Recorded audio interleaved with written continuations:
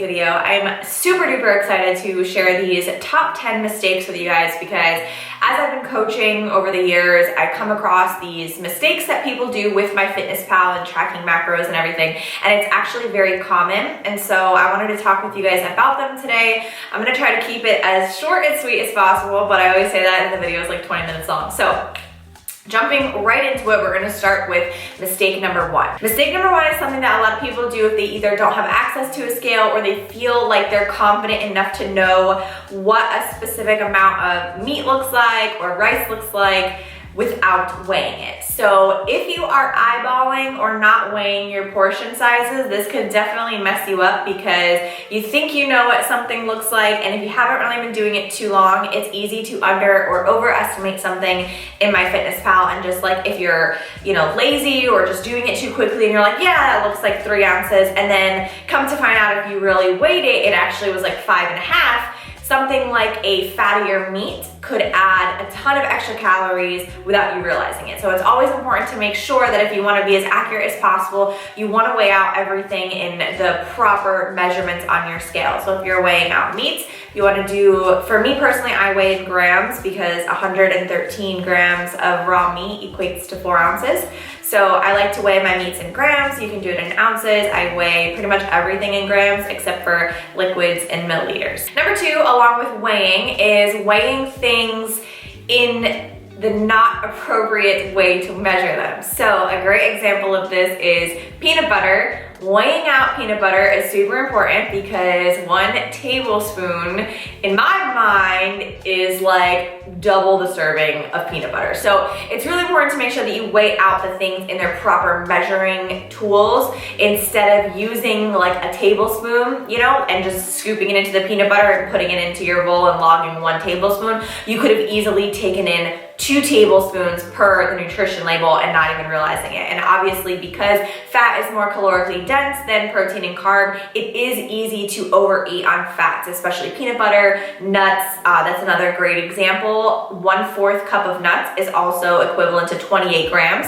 But if you scooped out 1/4 measuring cup out of a trail mix bag or something, and then you actually weighed it, guarantee it would be more than 28 grams. You gotta really level the, scrape off a lot out of the 1/4 cup measuring. Number 3 is something that pretty much every beginner asks me if they have a fitness tracker like a Fitbit or a Garmin watch, or even if they have their settings in MyFitnessPal set to sync their activity calories, and then MyFitnessPal will add in more calories to your daily intake based on that. For example, let's say that you've calculated your macros for losing weight and they're 1,800 calories, just as an example.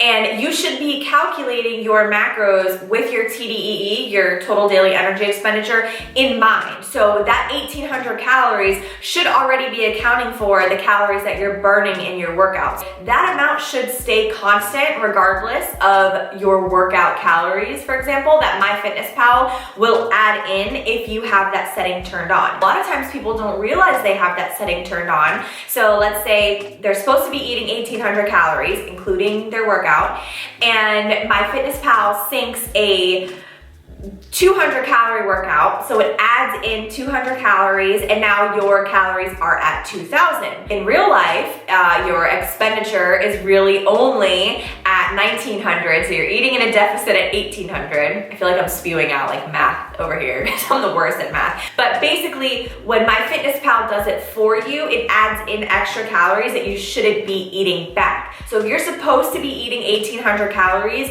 that should be including your workout calories that you've burned. MyFitnessPal doesn't realize that. So if it adds in an extra 200 calories, you're gonna be eating 2,000 and not being in a deficit. Number 4 is something that I've done as well, and it's really easy to do it if you're just in a rush and you're logging things really quickly. But you guys have to remember that MyFitnessPal entries, especially the foods created, are created by humans, which means that there's gonna be room for error. So if you are taking something off a nutrition label and you're entering it yourself and you accidentally mess up and it's supposed to be 30 carbs and you put 3, It's easy to not understand why you have all this carbs left over at the end of the day, and then you eat more carbs and you go over your carbs. If you are not checking to make sure that what you're logging off of the nutrition label matches the entry, definitely start doing that, because it's easy for people to accidentally put something in incorrectly in the MyFitnessPal entry. And I've also seen this with barcode scanners. Sometimes I've scanned a barcode on something at Trader Joe's,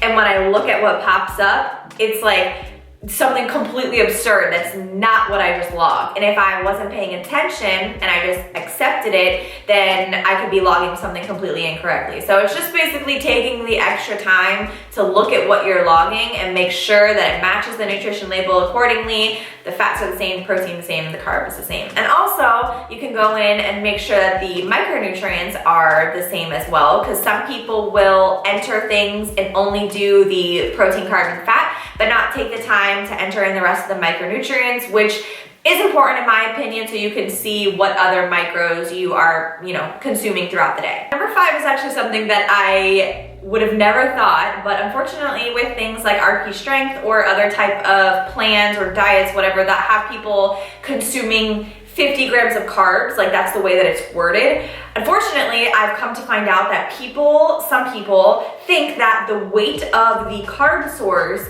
is equivalent to how much carbohydrates it has. And that doesn't make any sense. So let me just clarify this point.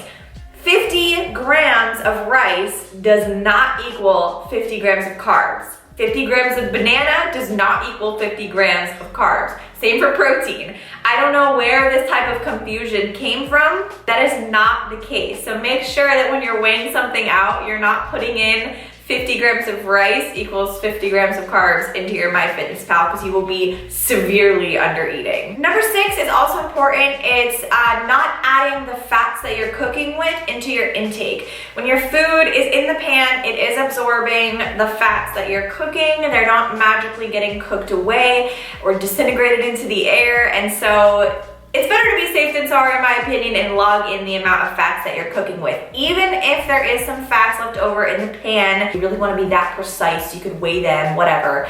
But in my opinion, if you're gonna cook with a tablespoon of coconut oil, that is really fat dense. So I would prefer to log it, because especially if your goal is fat loss, you want to be as accurate as possible. And like I said, the food is absorbing most of that fat anyway. So it's important to make sure that you're logging the fats that you're cooking with. And on that same topic, number 7 is going to be sauces, marinades, and coffee creamers are one of the top offenses that people log without accurately weighing them. A lot of people ask me how to weigh things like marinades if the food isn't absorbing all of it.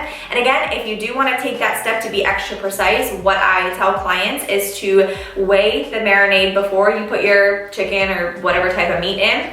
And then once you take that meat out and you cook it, you weigh what's left over that you're not consuming, and you just subtract it. So you're logging the difference basically. Same for sauces. I highly recommend you weigh out the 1 serving, which is like 2 tablespoons, which is like this much, because sometimes even I'm guilty of it. I'm pouring my coffee creamer, I'm like, yeah, it looks good. It looks like 2 tablespoons, and it's like 6. It's really easy to go over on things that are light, like sauces and coffee creamers, whipped cream, things like that. Number 8 is not utilizing the features that MyFitnessPal has to offer for things like micronutrients. And this is important for some people, especially who are comfortable with weighing themselves every day and are okay with looking at the fluctuations that their body has. Sodium plays a huge role in bloating, water retention, and I've had clients who check in with me and their sodium, for whatever reason, they bought something like a cured meat or a deli meat, something like that, and they've been consuming it throughout the week, and all of a sudden their weight spikes up and they're freaking out. They're like, I'm getting all this weight, I don't understand, and da-da-da-da. And I'm like, look at your sodium though. Your sodium is double what you usually take in. And if you're not taking in enough water, then you're gonna be holding a lot of water weight, and that's probably why the scale is up. I'm pretty sure that the free version allows you to do that as well. You just can't edit them like the premium version.